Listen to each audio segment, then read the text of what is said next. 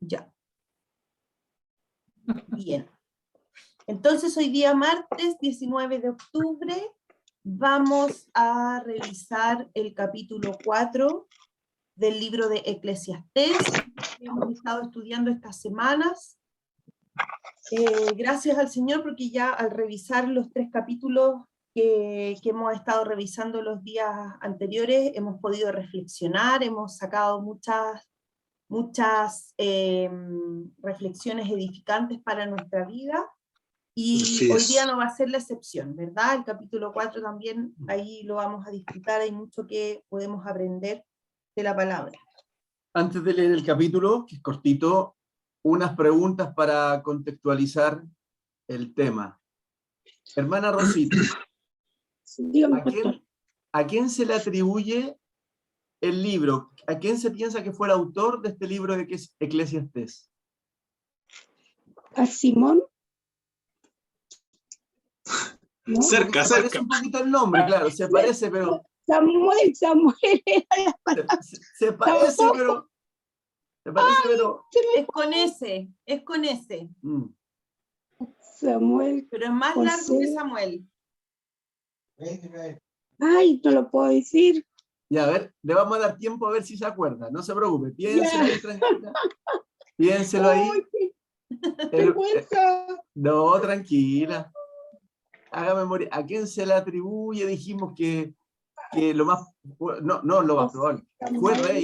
Fue rey sobre Jerusalén. Así que ahí piénselo un ratito. Y fue un hijo de David. Sí. Así que ahí... Ay, está por hijo de David. Ay, a ver si recuerda el nombre. Hermana Pame. ¿Qué significa Eclesiastés? ¿Qué significa? Ay. ¿Dónde lo tengo expuesto aquí?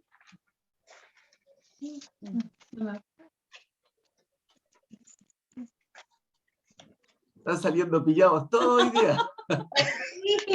No me acuerdo. No me quedó nada. A ver si lo recuerda, le damos otros minutitos y al hermano Samuel le pregunto, ¿cuál es la palabra, el concepto que más se repite en el libro? Vanidad. Eso es. Vanidad. Es fácil para él. Es fácil. Eso yo me sabía, dice. Eso era que yo me sé.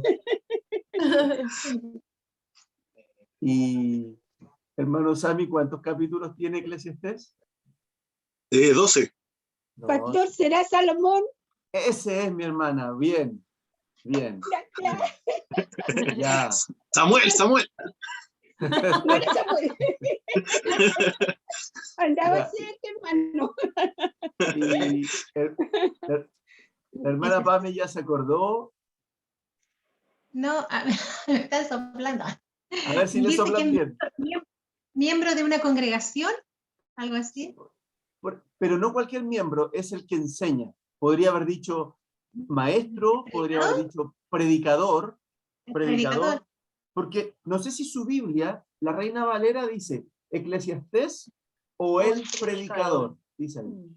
No, mi Biblia no dice nada. No, mi Biblia no justo la suya no le daba la pista, pero... Tiene ni un brillo mi Biblia, solo dice Eclesiastés. ¿Se da cuenta que ¿Esa es la Biblia católica? No. No, ¿sabe que yo cuando busqué sobre Eclesiastés, también tenía como título, era algo de asamblea. No recuerdo bien, antes decía otra palabra, pero algo de asamblea. Algo así. Sí, algo así, el que reúne la asamblea, algo así. Congregación, algo así. Congregación. Tenía dentro de lo que dijo usted, pastor, salían esos títulos, pero también tenía puesto el que reúne la asamblea, o el que se reúne la asamblea, no sé, algo así. Ya. Bueno, por lo menos salían. Como le mostraba, por algo la Reina Valera dice Eclesiastés o el predicador, porque claro, la palabra Eclesiastés no tiene un significado para nosotros, pero cuando dice o el predicador, ahí ya es clarito. Y de hecho, a ver, hermana Pame, ¿cómo dice el 1, versículo 1? En su Biblia. Dice sí. Palabras del predicador. Entonces, hijo de David, rey en Jerusalén. ahí está el concepto. Palabras del predicador, y por lo tanto, en el latín, cuando se hizo la traducción del hebreo al latín, se puso esa palabra eclesiastés, que significa el que preside la asamblea, o el que enseña, el maestro, el predicador. Así que de ahí que queda ese significado, para que lo grabemos ahí en nuestra memoria. Bueno, eran algunas poquitas preguntas generales.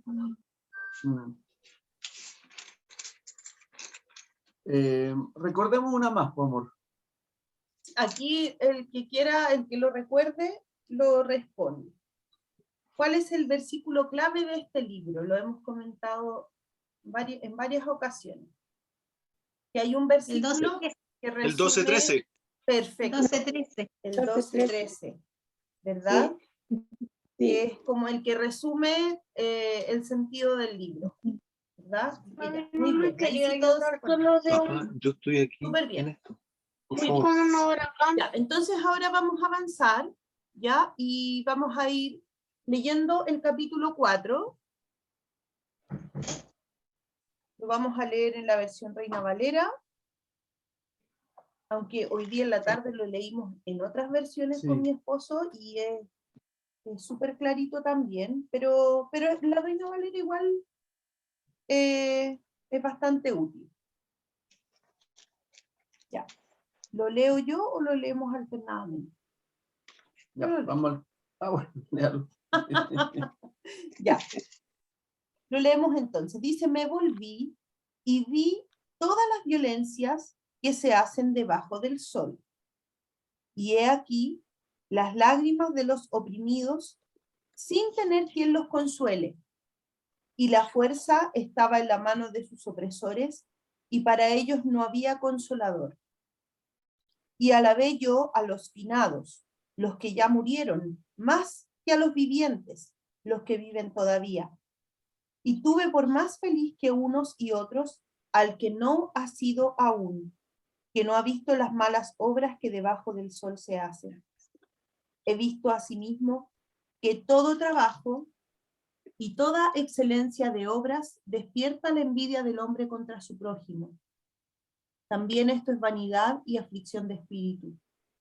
El necio cruza sus manos y come su misma carne. Más vale un puño lleno con descanso que ambos puños llenos con trabajo y aflicción de espíritu. Yo me volví otra vez y vi vanidad debajo del sol. Está un hombre solo y sin sucesor, que no tiene hijo ni hermano, pero nunca cesa de trabajar, ni sus ojos se sacian de sus riquezas, ni se pregunta, ¿para quién trabajo yo y defraudo mi alma del bien? También esto es vanidad y duro trabajo. Mejores son dos que uno, porque tienen mejor paga de su trabajo. Porque si cayeren, el uno levantará a su compañero, pero ay del solo, que cuando cayere no habrá segundo que lo levante. También si dos durmieren juntos se calentarán mutuamente, mas ¿cómo se calentará uno solo? Y si alguno prevaleciere contra uno, dos le resistirán, y cordón de 3 dobleces no se rompe pronto. Mejor es el muchacho pobre y sabio que el rey viejo y necio que no admite consejos, porque de la cárcel salió para reinar, aunque en su reino nació pobre. Vi a todos los que viven debajo del sol caminando con el muchacho sucesor, que estará en lugar de aquel. No tenía fin la muchedumbre del pueblo que le seguía. Sin embargo, los que vengan después tampoco estarán contentos de él, y esto es también vanidad y aflicción de espíritu. Amén.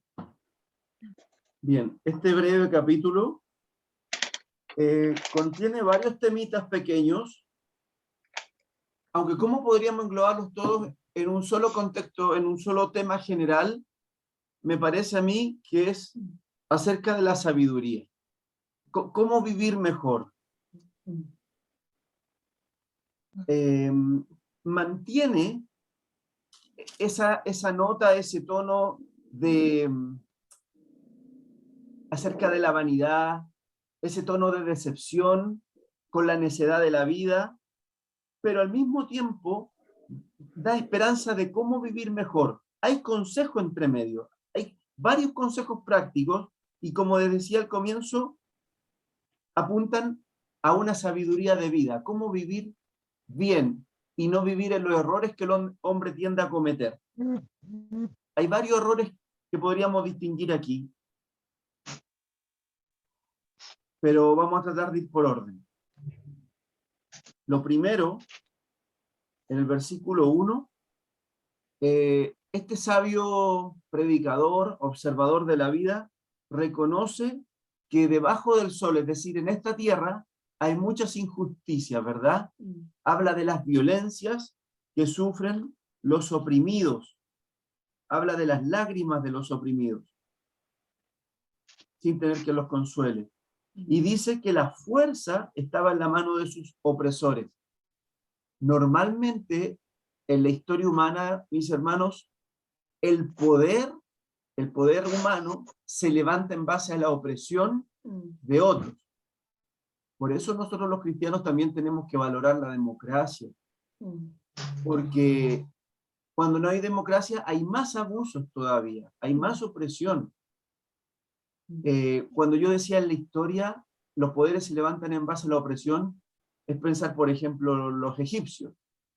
Levantaron esas colosales pirámides que hasta hoy día están levantadas en base a la esclavitud de otros pueblos. O después lo que vino a ser el Imperio Romano, poderosísimo Imperio Romano, pero que se levantó en base también a la opresión de otros pueblos, cobrándoles impuestos, haciéndolos esclavos, ¿verdad?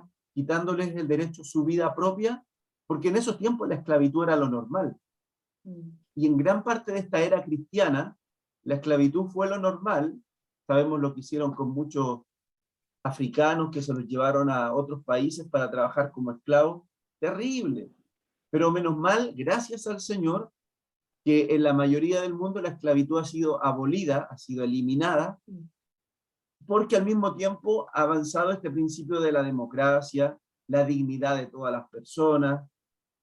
Por lo tanto, practicar esa opresión es mal visto. De que existe, existe, pero es mal visto. Es condenado. Por ejemplo, muchos hablan hoy en día contra la ONU, pero la ONU es muy útil para condenar esos abusos que sufren algunos grupos humanos en distintas partes del mundo, ya sea la esclavitud, la trata de personas. Usted debe saber lo que es la trata de blancas, cuando toman a mujeres que buscan mayores oportunidades y las llevan engañadas a otro país donde no tienen su idioma, y ahí las tienen como esclavas sexuales en muchos casos. Entonces, pongo como ejemplo que organizaciones como la ONU, entre muchas otras, ayudan a combatir esa opresión. Pero esta opresión general en distintas áreas de la vida, económica, social, política, cultural, religiosa, el predicador la veía y aquí la está reconociendo con sus palabras. He visto debajo del sol, he visto en esta tierra mucha opresión, y que los que sufren no tienen quien los consuele. ¿Cuánta gente habrá todavía en esa condición? Abusados por otros que no tienen quien los defienda. El Señor tenga misericordia. ¿Ven? Pero qué interesante que el predicador no se hace el leso con este problema humano de injusticia. Y allá en el versículo 2 y 3 aparece ese tono, como un día dijo una de ustedes, medio depresivo, porque en el versículo 2 y 3 dice, y yo me di cuenta, a la vez dice, yo elogié mejor a los muertos, porque no tienen que sufrir todo esto. Me parece que una forma de decirlo, me parece que una forma de decirlo, no creo que el predicador anhele la muerte, pero sí está diciendo, aún los que no nacen se ahorran todos estos problemas. La vida, en muchos casos, acarrea tanto sufrimiento, que en muchos de esos casos es mejor estar muerto que estar sufriendo esta opresión constante. Por razón hay gente que en esas condiciones de tanto sufrimiento, anhela la muerte. ¿Por qué? Porque está muy oprimida. Me parece interesante fijarse en este punto de estos primeros 3 versículos, porque como decía, este hombre de Dios, este predicador, hombre sabio, decía, no se hace el leso con el sufrimiento humano, lo está reconociendo aquí en la palabra de Dios.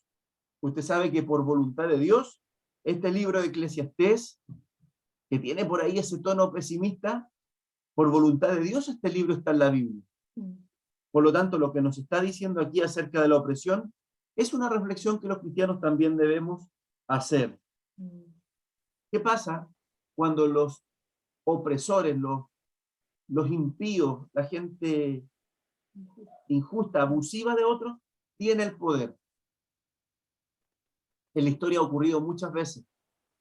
¿Qué tenemos que hacer los cristianos? Mirar para otro lado, orar, luchar socialmente, o hacer más bien obras de ayuda social.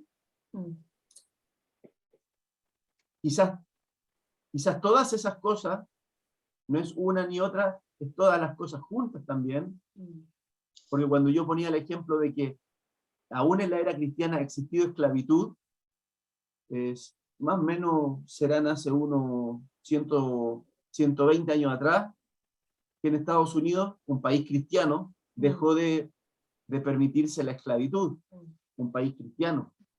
Pero para que eso ocurriera, para que llegara a eliminarse la esclavitud, es porque hubo otros cristianos que alzaron la voz, seguramente oraban, pero también alzaron la voz y decían, esto no está bien, esto es una injusticia, una opresión que nosotros no podemos permitir. O nos acordamos más reciente aún del pastor Martin Luther King, usted lo conoce, pastor bautista, que siendo de color, un hombre de color, lideró las luchas no violentas contra la discriminación racial en Estados Unidos. Y su lucha fue bastante seguida, respaldada por blancos y negros, pero tristemente a él lo asesinaron, ¿verdad? Pero él, siendo un siervo de Dios, seguramente él predicaba, oraba, pero también lideró una lucha no violenta, una lucha política en ese sentido, social, política. Bueno, ese es el primer punto que queríamos hacer el alcance, de que efectivamente la opresión es algo común en esta tierra, y el hombre de Dios, la mujer de Dios, no comete un pecado al denunciarlo, al decirlo, porque es la realidad. Quizá a alguno de nosotros nos ha tocado de repente sufrir el abuso de otro, de algún jefe, claro, que no hace lo correcto, o de algún jefe que nos quisiera pagar mal, me refiero al dinero que nos corresponde, ¿verdad? No sé, tantas circunstancias donde podemos ver que otro que tiene más poder nos podría dañar, ¿verdad? Pero, ¿qué nos queda hacer como hijos de Dios? Simplemente porque la Biblia dice que seamos mansos, aguantar todo lo que podamos.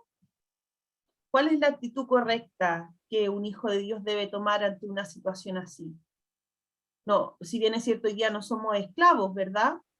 Pero también este sistema nos quiere hacer esclavos, de alguna manera, nos quiere oprimir, ¿verdad? Nos quiere aplastar.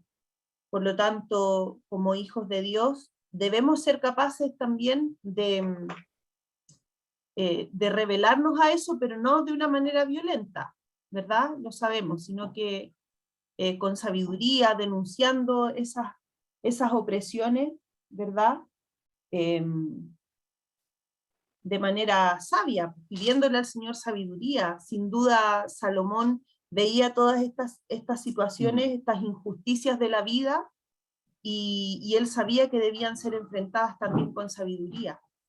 El hecho que Salomón lo diga demuestra que él sentía compasión por la gente que estaba oprimida. Acordémonos que hablamos que Salomón tuvo el reinado más próspero, más bendecido de todos los reyes que hubo en Israel. El más rico, el reinado de mayor paz y prosperidad.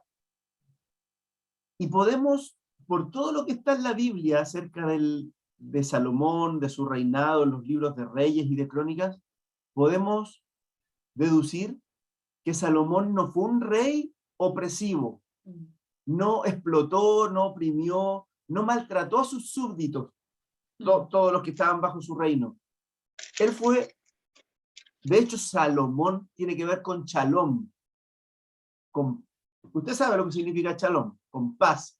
Entonces, ya que tenía sabiduría de Dios y eso le permitió tener un reinado tan próspero, debe haber sido un reinado de paz, donde la gente vivía en paz, donde él no causaba sufrimiento a la gente.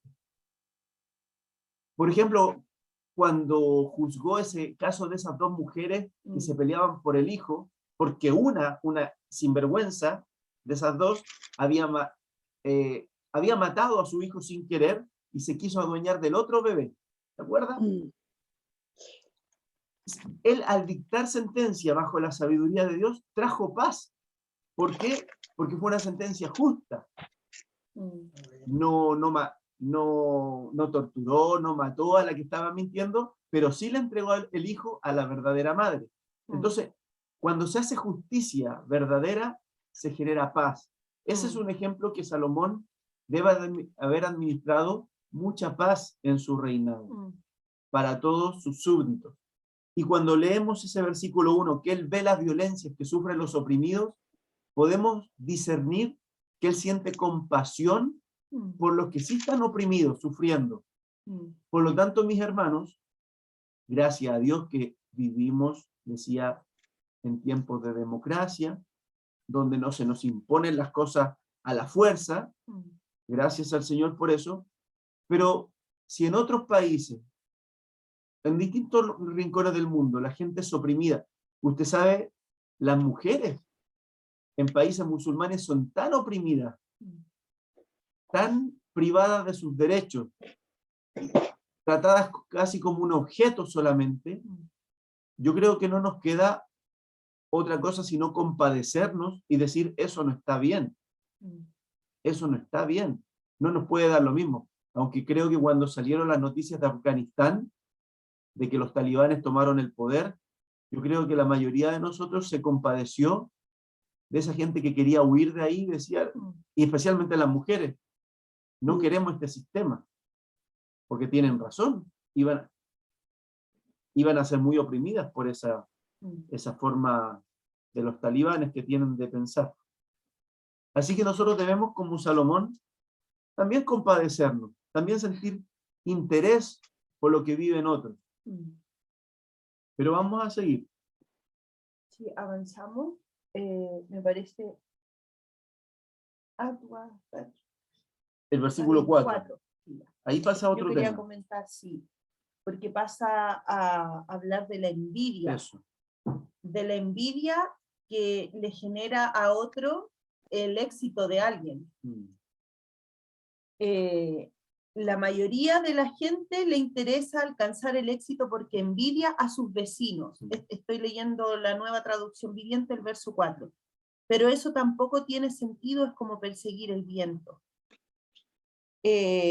Algunas personas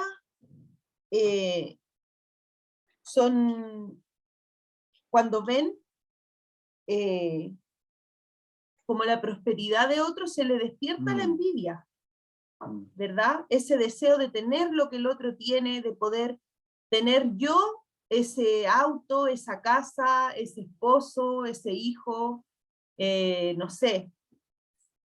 Por lo general, en el ser humano, la envidia es algo que está muy latente, ¿verdad? Es algo que incluso a nosotros, los hijos de Dios, de repente nos puede afectar. Parece que tú lo decías el otro día, que el Hijo de Dios muchas veces no se da cuenta. El domingo parece que lo dijiste en el sermón del domingo, que se cayó algo. Que muchas veces el cristiano no se da cuenta, pero está deseando de mala forma lo que otro tiene, ¿verdad? Y cuando pasa eso, hay un afán detrás por lograr lo que otros tienen, por lograr el éxito, y ese es un afán que no nos va a llevar a ningún buen puerto, ¿verdad? Dice aquí claramente, es como perseguir el viento. Jamás vamos a alcanzar aquello que deseamos de mala manera. Jamás vamos a lograr aquellas cosas que nosotros queremos tener en nuestra vida con un propósito equivocado, ¿verdad? Porque a veces queremos las cosas que tienen los demás con razones equivocadas, con envidia, con maldad. Por lo tanto, esas cosas nunca las vamos a alcanzar. Es vanidad envidiar al otro, querer lo que tiene el otro. Decíamos que, y lo hemos dicho en otras clases, que vanidad es Hebel, y Hebel es humo, ¿verdad? Es como una, ¿cómo se dice? Algo que se desvanece, ¿verdad? Y siento yo que a veces las necesidades de la vida son así también, porque uno va logrando cosas, va cumpliendo metas, pero siempre se va creando otra necesidad, y vamos queriendo tener otra cosa, y logramos eso que queríamos tanto, y queremos otra cosa. Por lo tanto, creo que debemos aprender a vivir de manera equilibrada, no proyectándonos a tener en esta tierra, a tener cosas que no tienen utilidad, que son vanidad. El sistema de este mundo hoy día nos enseña que nosotros, para ser exitosos, tenemos que tener cosas. Tener una linda casa, tener el auto más grande, vestirnos con la mejor ropa, tener a los hijos en el mejor colegio, ¿verdad?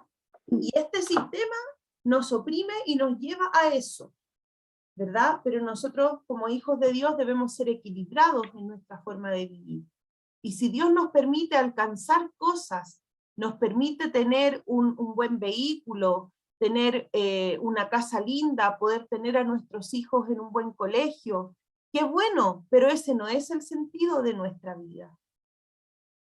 No nos puede amargar o vivir infelices el hecho de no lograr cosas en esta tierra, porque nosotros debemos vivir nuestra vida, amado hermano, pensando en la eternidad, no pensando en esta tierra. Debemos vivir nuestra vida pensando en qué va a pasar cuando nosotros ya no estemos en esta tierra, cuando tengamos que morir. Y nuestra vida hoy tiene que vivir con ese propósito, con esa mirada, con lo que va a pasar cuando ya no estemos en esta tierra. Por lo tanto, todo lo que nosotros experimentamos aquí con respecto a lo material y con respecto a este sistema que nos oprime, es vanidad. Es vanidad, es pasajero y es perseguir el viento, como lo dice aquí Salomón. Ahora, ¿por qué nos pasamos del primer temita, de la opresión, de los oprimidos, que sufren los oprimidos, a esto de la envidia? ¿Qué relación tendrá para que el escritor se pase de una cosa a otra? En este capítulo corto, que es el 4, yo discierno que Salomón está contando las experiencias que él ha visto en esta vida.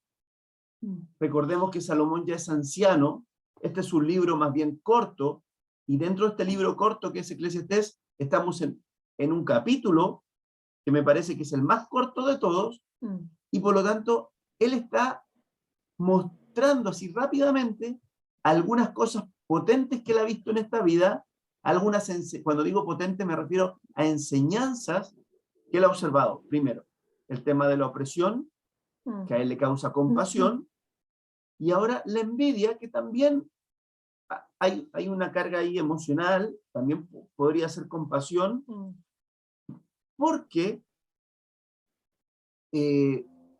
seguramente Salomón, al tener un reinado tan espléndido, tan exitoso, él mismo experimentó la envidia de otros, probablemente otros reyes, otros hombres poderosos, que quisieron levantar lo mismo que él, o hacerle la competencia, como pasa, después hacían los vecinos. Israel también tenía vecinos, Edom, Moab, Siria, los fenicios, distintos pueblos vecinos, que seguramente esos reyes también los envidiaron a Salomón y quisieron levantar sus reinos más rápidamente, pero muchas veces a costa de opresión. Lo relacionamos con el primer tema, de opresión de su pueblo, porque decíamos, Salomón no oprimía a su pueblo para que le fuera bien, le iba bien por la sabiduría que venía de Dios, pero los vecinos decían, oh, no puede ser, Israel está destacando mucho, porque ellos y no nosotros vamos a explotar más a la gente, cobrémosles más impuestos, hagámoslos trabajar como burros, matemos al que se rebela. La cosa es que nuestro reino también tire para arriba y Salomón no nos sobrepase por envidia. Entonces, lo que Salomón lograba por la bendición de Dios, otros lo querían lograr por la opresión. Así que ahí está el tema de la envidia, y esto se aplica a la vida nuestra, porque a veces a usted en su vida sencilla le va bien. A veces con poca plata, esa poca plata le cunde y cubre todas sus necesidades, arregla su casita, le va bien hasta en los exámenes médicos que se tiene que hacer, le va bien, las cosas le resultan. Y a veces el vecino dice, ¿y por qué el pasto de ellos está bonito y el mío está todo feo? ¿Por qué a ellos les resulta, a nosotros no nos resulta? Y pueden recurrir a malas armas, a malas estrategias para que ellos también querer aparentar éxito, que está todo bonito, pero puede ser, vamos a poner un ejemplo loco, poniéndose a vender droga. O sea, por un medio de opresión, lograr que también les vaya bien. Y a la larga, dice Salomón aquí, eso es vanidad y aflicción de espíritu. Porque al final, el que lo hace por una mala forma, sin la bendición de Dios, igual termina sufriendo, termina mal. Lo que marca la diferencia es la bendición de Dios. Por eso el versículo 5 dice, el que es necio, el que no tiene la sabiduría de Dios, es como que se está destruyendo a sí mismo, dice que come su propia carne. Imagínense, quizás se esfuerza a veces, no sé, o es flojo, da lo mismo porque al no tener la sabiduría de Dios, a la larga le va mal. Y ahí es donde el versículo 6, para mí remata, y para mi gusto es el versículo clave de todo este capítulo. Más vale un puño lleno con descanso que ambos puños llenos con trabajo y aflicción de espíritu. O sea, ¿de qué le sirve al ser humano sacarse la mugre porque le vaya bien si lo hace solo con sus fuerzas humanas, con sus estrategias humanas? Eso le trae aflicción de espíritu, es vanidad y termina mal. Pero si usted, quizás, mire lo que está diciendo, quizás tiene un solo puño lleno, no los dos, un solo puño, pero con descanso. ¿Quién da el descanso? El Señor. A su amado dará Dios el sueño, dice el Salmo 127. Aquel que honra a Dios, Dios lo bendice con un buen descanso. Por lo tanto, usted tiene, no las dos manos, tiene una mano llena. Otros dicen, pero ¿cómo? Un desperdicio. Sácate la mugre para que tenga las dos manos llenas. Toma un segundo, un tercer trabajo. Y dice aquí el consejo de este predicador.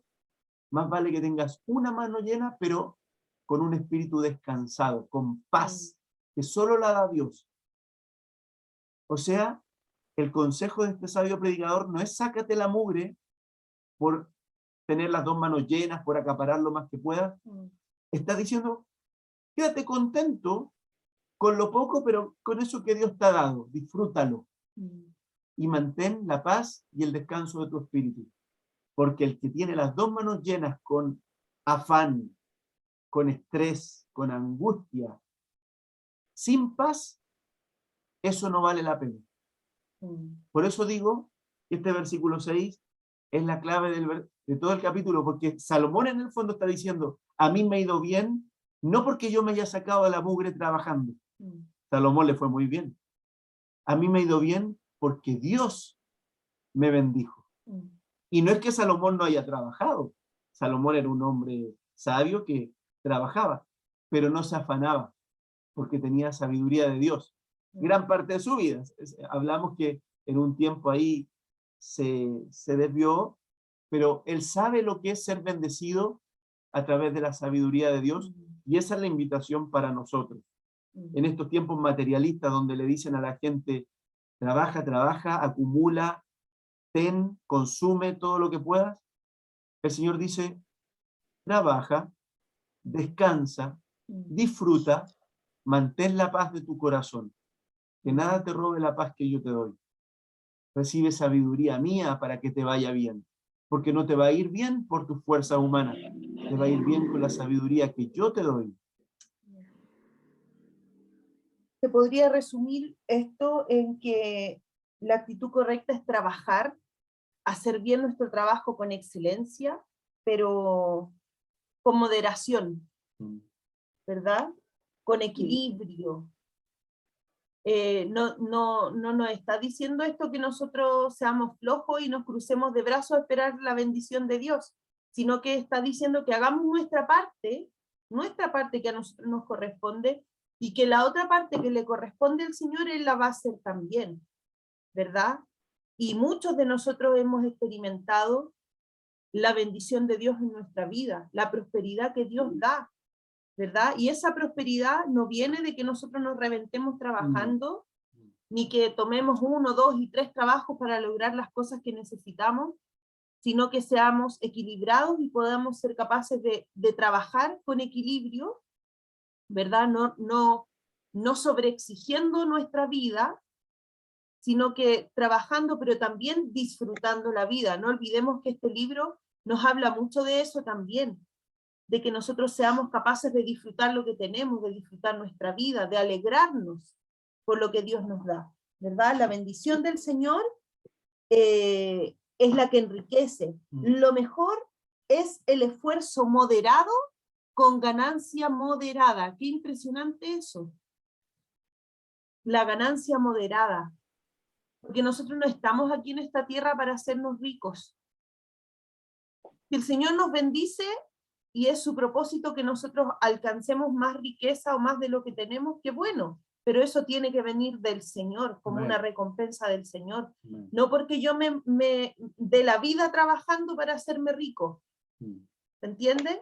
Porque nuestro propósito en esta tierra no es que nosotros seamos ricos, no es que seamos los más prosperados y que tengamos la tremenda casa y el tremendo auto. Ese no es el propósito por el cual nosotros estamos en esta vida, ¿verdad? Y espero que todos lo entendamos así, porque hay algunos hermanos que en este tiempo se han de alguna manera desviado y están pensando que están recibiendo enseñanzas que les dicen que ellos deben ser ricos, que ellos deben tener empresas y ser millonarios y generar recursos. Pero nosotros, como hijos de Dios que sabemos interpretar su palabra, debemos entender que debemos tener un corazón agradecido con lo que tenemos, ¿verdad? No ir tras las riquezas, que son cosas pasajeras, ¿verdad? Trabajo moderado, ganancia moderada. Ninguno de nosotros va a ser más feliz porque tenga más dinero. Porque el gozo de nuestra vida, de nuestra alma, no depende de cuánto tenemos. Depende de que el Señor esté gobernando nuestra vida. ¿Amén? Bueno, en los versículos 7 y 8 cuenta otra vanidad que está relacionada con lo que estamos hablando, de un hombre que es solo, pero que no para nunca de trabajar, acumula riquezas, y es solo, no tiene hijos, no tiene familiares, por lo tanto, dice, esto es una necedad, esto es una vanidad, porque ese hombre, ¿para qué trabaja tanto si va a morir un día? ¿Y a quién le va a quedar todo lo que acumula? Se parece a la historia que cuenta Jesús del rico insensato. lo mencionamos también en clases anteriores, en Lucas 12 se encuentra esa historia de un hombre que trabajaba, y cuando tiene mucho acumulado, se dice a sí mismo, alma, has acumulado muchos bienes, ahora disfruta. Se pasó toda su vida trabajando, pero resulta que era muy tarde porque se murió ese día, y dice la voz de Dios, necio, esta noche vienen a pedirte tu alma, y lo que has acumulado, ¿para quién será? Pareciera que Jesús se estuviera inspirando en esto que cuenta Salomón. Salomón escribe cerca del año 950 antes de Cristo, más o menos. Por lo tanto, es primero la historia que contó Salomón, de un hombre solo que acumuló. Y quizás a veces hemos visto en alguna parte hombres solos, o puede ser una mujer sola, que tiene mucho pero no disfruta porque es muy avaro. Y acumula. No, pero cuando tenga un poquito más, me voy a dedicar a disfrutar. Pero ¿y si se muere? ¿Se cumple nuevamente esta enseñanza? Por eso mi esposa está recordando, la enseñanza de este libro es que el hombre y la mujer disfruten cada día, porque Dios se goza. La semana pasada decíamos, ¿se acuerdan que hay gente que no se toma ni el tiempo para la colación en su trabajo? No, porque tengo que trabajar.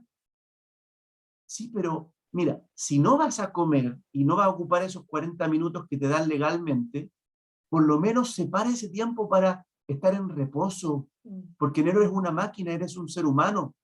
Anda a sentarte a un lugar, tómate un vaso de agua tranquilo, habla con Dios, ándate a orar, pero tómate un tiempo para hacer una pausa, porque no puedes trabajar de sol a sol como que fueras un burro de carga. Lo mismo para las dueñas de casa. No solo para los que trabajan fuera. Las dueñas de casa necesitamos aprender a hacer pausas. Necesitamos decir, hoy día voy a hacer esto y no me voy a afanar con lo demás, porque la casa siempre es un lugar donde uno nunca termina de hacer cosas. Siempre hay cosas que hacer y resulta que se nos pasa el día y no tuvimos ni un momento para sentarnos. Y termina el día y estamos agotadas. Y aún así, a veces la mujer se va a acostar frustrada porque el piso no está como quisiera, porque no pudo limpiar los vidrios, porque le faltó esto y lo otro, pero eso es aflicción de espíritu, pues, mi hermana. Y Dios quiere que usted viva con paz. Ya vendrá otro día y limpiará los vidrios. Capaz que alguien, hasta Dios le ponga a alguien que se los limpie. Pero usted tenga paz en su corazón, que vale más que una casa brillante. La paz de Dios es más importante para usted y para su familia que la casa esté reluciente de limpieza. Sí, es bueno ser diligentes y hacer todo lo que podamos durante el día, pero que eso no nos cueste nuestra paz, que eso no nos cueste la alegría del corazón. Y a veces, yo lo he dicho algunas veces cuando estoy con las mujeres, que la casa embrutece. Pasa que nos presionamos de tal manera que nos determinamos a no salir de casa, a no disfrutar tiempos de descanso, a no hacer otras cosas que nos ayuden a distraernos, porque estamos solo metidos en la casa, solo metidas en la casa habitualmente, y eso hace que nuestros pensamientos, nuestras emociones se bloquean.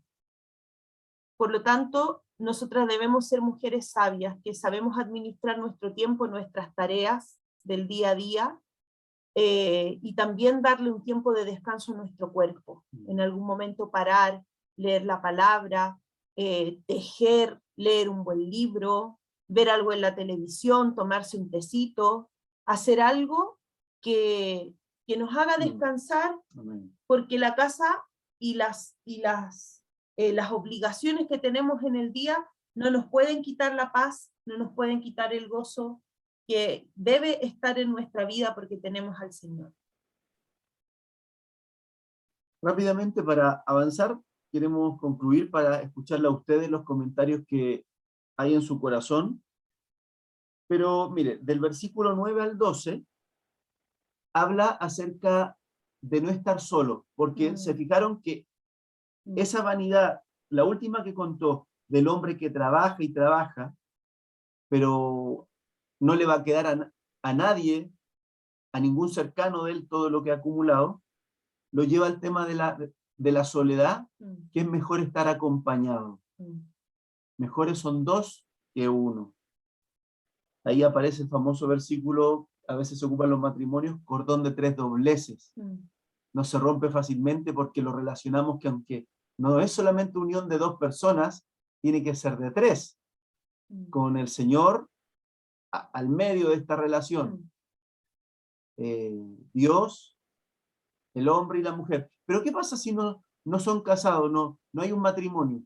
Igual es mejor 2 que 1. Un amigo, un compañero, alguien que en el trabajo es mi partner, mi socio, mi compañero. Es mejor buscarse a alguien que, como decimos en Chile, que me apañe y yo lo apaño a él. En cualquier situación, si hay un conflicto, se van a apoyar, se van a defender. Y si trabajan juntos, van a tener mejor paga. Entonces, del 9 al 12, da distintas situaciones que reflejan, es mejor no estar solo, buscar a alguien que sea un compañero. Yo quiero hacer un alcance ahí porque estoy muy de acuerdo y lo hemos dicho muchas veces que el ser humano no está para vivir solo.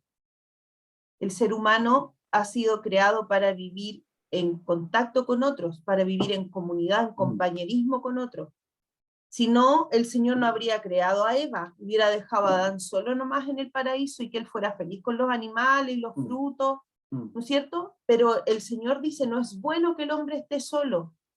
Y no se refería solo al compañerismo de la mujer como pareja, se refería a que el hombre estaba hecho para tener un compañero, una compañera, para tener con quien comunicarse, ¿verdad? Entonces, el hombre y la mujer no está hecho para el aislamiento ni para la soledad. Estamos hechos para el compañerismo, estamos hechos para la complicidad, para tener intimidad con otro, ¿verdad? Y no me refiero a la intimidad sexual, me refiero a la intimidad de poder compartir lo que nos pasa con otro, ¿verdad? Entonces, ahí podemos también hacer una reflexión en que nosotros no estamos en esta vida para servirnos a nosotros mismos. Si estuviéramos solos y nos servimos a nosotros mismos, listo, estamos salvados, pero no se trata de eso, nosotros no estamos en esta vida para estar solos, lo dijimos, sino para tener compañerismo con otros, pero además para servir a otros, no solo a nosotros mismos, ¿verdad? Sino que también para darnos por otros, para servir a Dios y también para servir a los demás. Por lo tanto, nosotros no podemos ser de esas personas que se aíslan y que viven por su propia cuenta, sino que debemos ser de aquellos que buscamos tener compañerismo, aquellos que buscamos tener a un otro cercano, porque es necesario, porque es bueno para el hombre y para la mujer tener compañeros y ser parte también. Pertenecer a un equipo, pertenecer a una comunidad, pertenecer a una familia es bueno para el hombre y para la mujer. Así que nosotros seamos sabios y aunque a veces uno diga, no, es que yo soy tan tímido o no me gusta tanto, no tengo tantas habilidades sociales, me cuesta un poco relacionarme, pero la palabra aquí nos está diciendo que nosotros debemos buscar tener compañerismo con otro, buscar socializar, esforzarnos por compartir y por pertenecer a un grupo. Y qué precioso también es que nosotros como hijos de Dios pertenezcamos a una comunidad y podemos también tener lazos, ¿verdad? Qué bendición se pierde la gente que no tiene iglesia. Sí. Qué bendición se pierde porque es una instancia para salir de nuestro aislamiento, conocer, y les llamamos hermanos. Qué lindo. Les llamamos hermanos, nos sentimos parte los unos de los otros, remamos en la misma dirección, nos podemos apoyar. Nos podemos desahogar, claro. Podemos compartir lo que nos pasa, pedir oración. Qué bendición se pierde la gente que se queda sola, que no se quiere congregar. qué bendición se pierde. Pero nosotros lo disfrutamos y damos gracias al Señor por ser parte de una comunidad cristiana. Bueno, entonces del versículo 9 al 10, al 12, la importancia de no estar solo y lo que decía mi esposa, servirse, apoyarse, ayudarse. Siempre buscar a alguien a quien yo le soy útil y ella me es útil a mí. Nos ayudamos. Mejor aún si tiene la misma fe. Yo creo que es fundamental. Pero también depende para qué. Quizá en alguna ocasión uno también podrá compartir con gente que no es cristiana, pero sabemos que hay mayor unidad, mayor cercanía, hay cercanía espiritual cuando tenemos eso, cuando tenemos la misma fe en Cristo. Sí. Es un llamado entonces a ayudarse, a ser seres sociales. Y versículo 13 va al caso de un jovencito, que es pobre, pero sabio. Y dice, es mejor eso, ser un joven pobre y sabio, que ser un rey viejo y necio, que no admite consejo. ¿En qué posición se estará reconociendo Salomón? ¿Habrá reconocido que él estaba viviendo como un rey viejo y necio? Porque ya sabemos que él ha estado recapacitando, recuperando la sabiduría de Dios. Capaz que algún joven le ayudó con la sabiduría que Dios le daba a ese joven, le haya ayudado a recapacitar. Si es rey del pueblo de Dios, debe haber conocido a algunos jóvenes temerosos de Dios. También puede ser que Salomón se esté recordando cuando él era un joven temeroso de Dios y le pidió a Dios sabiduría. Entonces, aunque él todavía no era rey, eso le ayudó a tener un reinado exitoso, el temor de Dios, la sabiduría que Dios le dio. Así que está reconociendo, eso es más importante. ¿Qué cosa? ¿El ser joven? No. ¿El ser pobre? No, tampoco. Lo más importante es ser sabio. Ser sabio.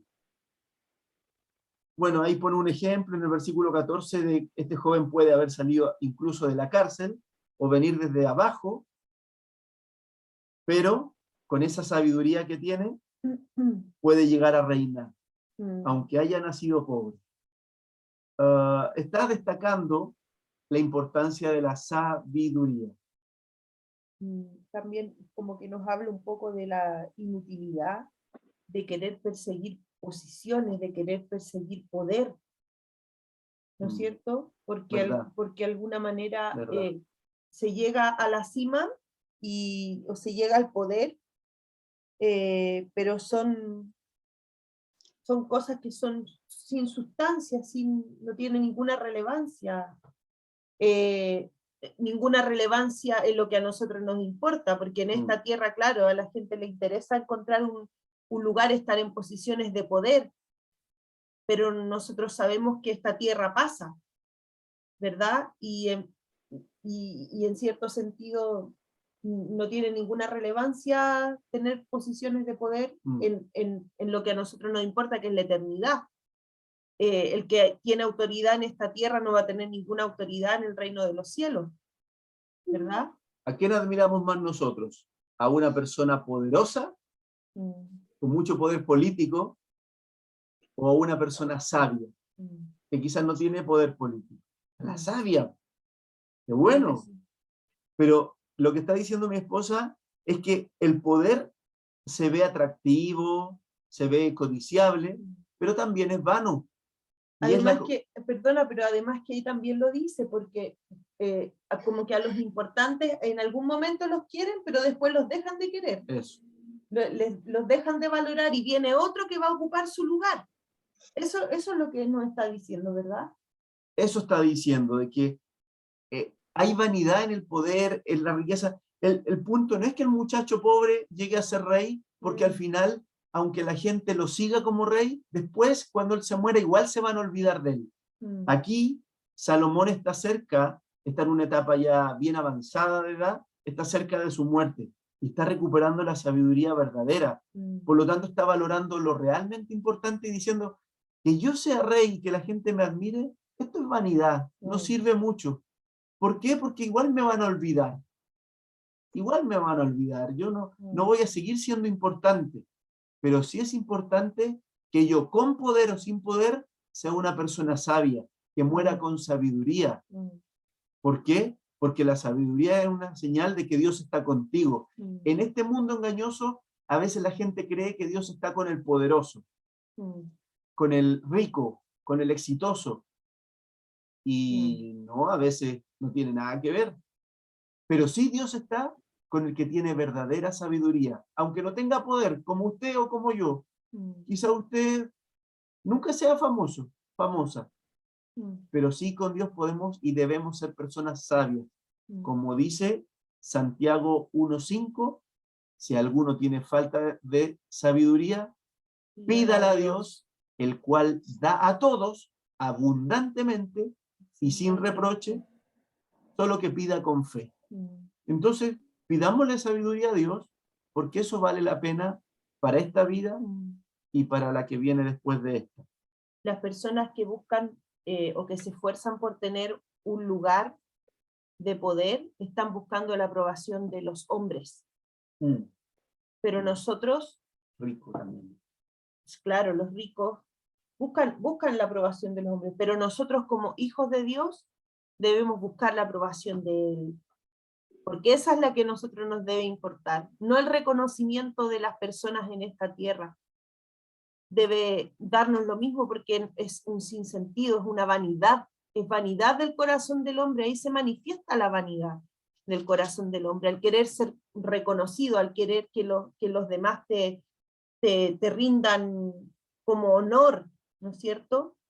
Pero eso es pasajero y nosotros debemos siempre proyectarnos, amados hermanos, a que Dios sea quien nos apruebe, a que Dios sea quien nos acepte, quien diga, sí, yo estoy contento con mi hijo que está buscando ser sabio, con mi hijo que está buscando vivir de la manera que a mí me agrada.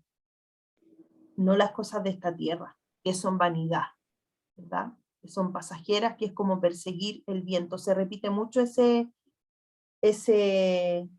concepto en este capítulo. Si usted lo lee, está en el verso 4, está en el verso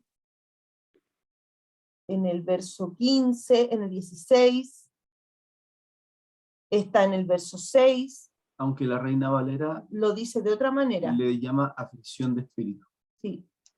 En la versión que yo estoy leyendo, en la NTV, dice es perseguir el viento. ¿Quién puede atrapar el viento? Nadie, ¿verdad? Es una inutilidad. Así que eso. Hartas reflexiones se pueden sacar de este capítulo. Gracias, Señor. Sí, y queremos invitarlos a ustedes también, queridos hermanos, a que abran sus micrófonos y nos compartan lo que piensan, sus propias reflexiones o sus preguntas.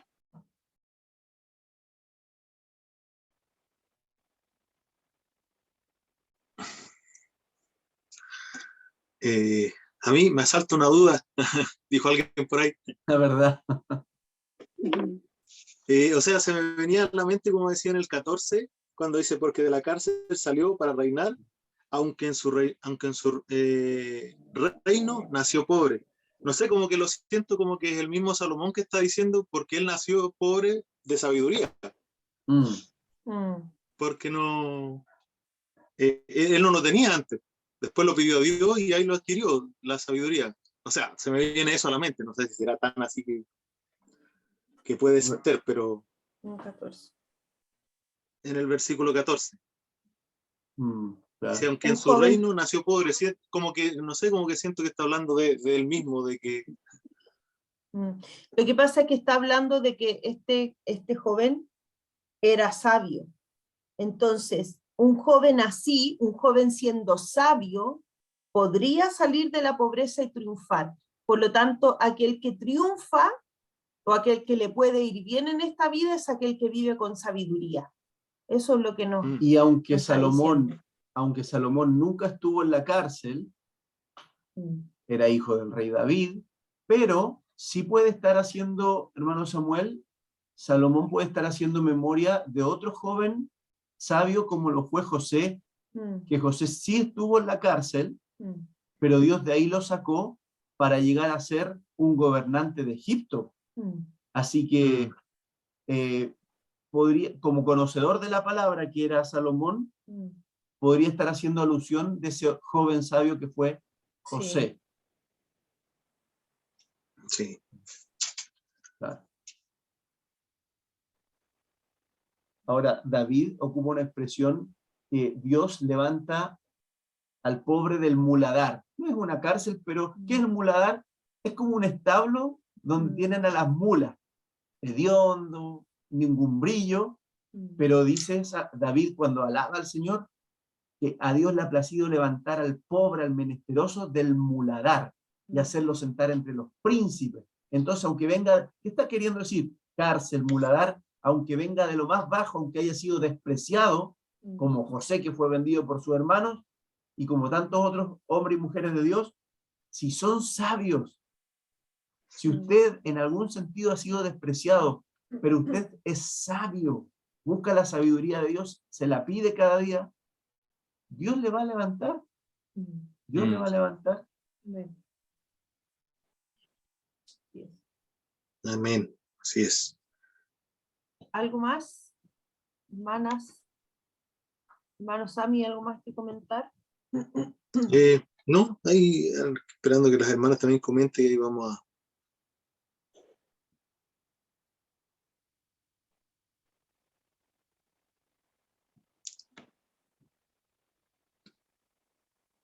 Mi hermana Rosita, ¿hay algo que de manera especial le haya quedado a usted de esta reflexión?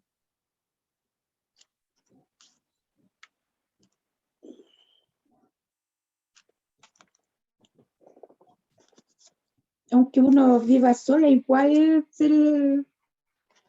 ¿cómo le quiero yo? A uno sabiendo administrar la plata, como decía la pastora, a uno le alcanza. Entonces no es necesario de querer tanto. Hay que conformarse con lo que el Señor da y lo que el Señor da alcanza para todo. Esto yo veo en esta palabra, que con lo que yo tengo a mí me alcanza y gracias al Señor que no me falta. Así como dijo el padre, uno puede ver médicos, a mí me ha tocado ver médicos particulares y no me ha faltado. Gracias al Señor que he tenido para pagar los bonos, los exámenes y todo. Y igual mi hijo me ven, porque ellos como tienen la cuenta mía también, y me revisan, me dicen, mamá, tú no has gastado nada. Claro que he gastado, pero ahí está, pues digo yo. Hay que saber administrar, le digo ya. Yo le digo, el Señor me tiene ahí rica, digo yo, por eso cuando le ofrezco algo y ellos no quieren, yo, oye, si yo soy rica, yo tengo, ¿por qué no me aceptan? No, mamá, guarda la plata que después te puede faltar. Eso me dicen ellos. No puedo hacer. Pero a usted nunca le falta. Gracias, Señor, que no. Gracias a Dios que no. Sí, gracias al Si yo Señor. me quiero dar un gusto, me lo puedo dar. Gracias al Señor. Sí. Así que eso está bien también de la palabra. Honra al Señor. Y con esos gustos que se da, honra al Señor. El Señor se alegra con usted. Claro. Claro que sí. Sí, el Señor se alegra de que nosotros podamos disfrutar de esta vida, ¿verdad? Sí. Hermana Pame, ¿quiere comentar algo? Amén. No, bueno, que el capítulo 4 nos habla como en general en todos los ámbitos de nuestra vida, como decía la hermana Rosita, lo del trabajo, el dinero, pero también en toda forma de nuestras vidas nos enseña como en general en toda área, nos enseña a administrarla con sabiduría. Eso es lo que entendí yo del capítulo 4. Muy de acuerdo. Amén. Es impresionante cómo en un capítulo cortito, si uno lo lee con atención, Sí. claro, se aplica a todas las áreas de nuestra vida. Sí. A todo. Sí. Sí, es muy bueno. Súper, gracias hermana Pame. Hermana Sonia, está ahí, alcanzó a conectarse un ratito ahí. Ahora sí, Sí, ¿se le escucha o no? escuchamos. ¿Cómo está? Ya. Bien, gracias a Dios. Qué Gracias, pastora. bueno. Yo lo que veo es que si uno lo aplica ahora, la opresión sigue, ¿no es cierto? Los oprimidos están Mm, y de la envidia, es verdad, muchas veces hasta uno que camina, busca al Señor y está como arreglando su vida para tratar de estar cada vez más cerca de Él, no ha dejado de repente de sentir un poco de envidia por alguna situación que uno le parece también que ojalá yo pudiera alcanzar a tener mm, eso. Y el Señor y aquí nos enseña clarito que eso es todo, nos sirve mm, la envidia, nos sirve que nosotros, el Señor está cerca de los oprimidos. Aquí dice también, yo alabé y alabé yo a los finados. Yo creo que Él los alababa porque descansaban de tanta opresión, de tanta envidia, de tanta vanidad. Como a mm, uno le pasa a veces que dice, ¿para qué los políticos luchan y luchan y luchan en tener más y se descubre más y más cosas que Mm. ya uno ya no quiere ni ver las noticias? mm. Eso es pura vanidad. Entre más tienen, más desean y no se cansan. Así Dios es. nos libre de nosotros de no desear cosas que uno sí, como dice el pastor y usted, con lo que tenemos más que suficiente nos damos por felices y pagados, Mm, porque el Señor somos tan felices. Somos tan mm, felices cuando estamos con los hermanos en el templo, somos felices cuando estamos en oración en nuestros hogares, y qué linda la palabra que nos deja el rey Salomón, Mm. que uno puede entender que muchas veces esas cosas malas que tiene, de sentir vanidad o envidia, las puede ir sacando de su vida mm. y ser cada vez mejor. Eso es lo que yo estoy aprendiendo así a hacerlo. O sea, yo todos los días aprendo algo, pero de repente como que uno se le escapa esa cosita malita que tiene, se le paran los cachitos y dice, hoy, hoy sí, yo también quiero tener esto, ay Señor, perdóneme, pero igual sigue con los cachitos parados. Y con esto, el lapidario, porque le dice a uno, no, eso no importa. El Señor, como dijo mi querida pastora, no importa que uno tenga una casita bonita, si no hay, yo a veces suelo querer unas flores exóticas que hay, y quiero encargarlas y quiero tenerlas. Y pienso, no, si yo las quiero tener, las voy a tener. Y de ahí es como si Dios me ama tanto y me dice, no, ¿cómo voy a tener esas flores? ¿Cuánto voy a gastar? Y si alguien necesita y yo no puedo ayudar, es mejor. Eso aprendí yo. Mm. Gracias, Tengo hermana tanto que Sonia. aprender. Lindo Tanto. que tenemos esta oportunidad de abrir el corazón y de ser Sí, sinceros delante del Señor, porque Él nos conoce, ¿verdad? Él sabe sí, cuáles son sí. nuestras falencias, lo que nos falta, pero qué maravilloso también es saber que el Señor nos ama así como somos, que Él nos Sí. comprende, como decía el pastor en la prédica del domingo, que Él nos ama no como Sí. una obra terminada y perfecta, que Él nos ama así como nosotros somos, con todas nuestras debilidades y con las situaciones que nos cuesta todavía, pero cada día debemos esforzarnos, como dice nuestra hermana Sonia, por estar más cerca de Él, por acercarnos más a su voluntad, por agradarle más cada día, ¿verdad? Y todos estamos en ese camino que es un largo camino, ¿verdad? Y que no es fácil como muchos creen, ¿verdad? Sino que es el camino angosto, el más difícil es el que nosotros hemos determinado seguir para agradar al Señor, ¿verdad? Gracias, hermanos queridos, por compartir el sentir del corazón, lo que hemos podido aprender en esta noche. Un par de preguntas antes de terminar. ¿Cuál destacaríamos como el versículo clave de este capítulo? El 6. 6. Ya, hermana Pamela, léalo para que se nos grabe más. Más vale un puño lleno con descanso que ambos puños llenos con trabajo y aflicción de espíritu.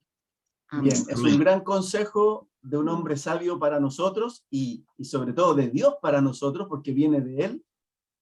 Y segundo, a ver quién así como que o tiene muy buena memoria o lo anotó por ahí, más o menos, Salomón, ¿en torno a qué año habrá escrito este libro? Más o menos. 950. 950. Por ahí andaba, sí. Sí, 950 antes Antes de Cristo. de Cristo, sí. Antes de Cristo. Antes de Cristo. Bien, bien, bien. Súper. A ver si se me ocurre una pregunta más. No, esas dos nomás. Estamos ahí. Esas dos nomás. Esas dos, ¿para qué tanto? Ya pues, llegamos al final. Sí. Sí, ya estamos Sí. llegando al final. Qué precioso tiempo.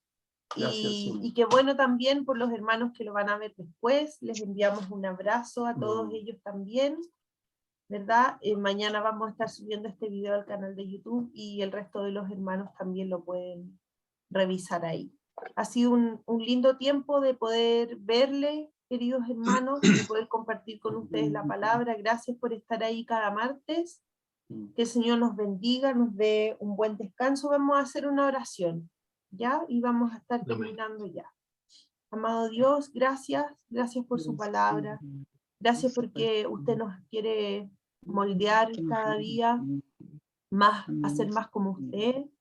Señor, gracias por su palabra y gracias por este tiempo que hemos tenido que ha sido de bendición para cada uno. Le pido que su bendición alcance, Señor, a cada hogar de mis hermanos que están conectados, también a cada hermano que es parte del Templo Sana. Le pedimos su bendición, su cobertura sobre cada uno de sus hogares, sobre los hermanos que trabajan de noche también, su cobertura sobre ellos, Señor. Bendígales, Señor amado. Que nuestros corazones, Señor, cada día más se rindan a usted, cada día más le busquen, Señor, y que nos esforcemos por hacer su voluntad. Gracias por su bendición sobre su iglesia, Señor. En el nombre de Jesús. Amén. Amén. Amén. Sí, Señor. Muchas gracias, queridos hermanos, por estar Gracias ahí. por Bendiciones. Que el Señor les bendiga, que descansen. Gracias, bendiciones, pastores queridos. Saludos a todos, hermanos, bendiciones. Gracias, pastores. Saludos a todos. Hermano Bendiciones, chao, Samuel, chao. que tenga buen turno. Chao. Yo estoy en mi casita descansando. De veras, qué mejor. Cariño, la hermana Connie. Así De chiquitita. su parte, bendiciones. Bendiciones, Chao, chao. chao, Chao, chao. Chao, chao.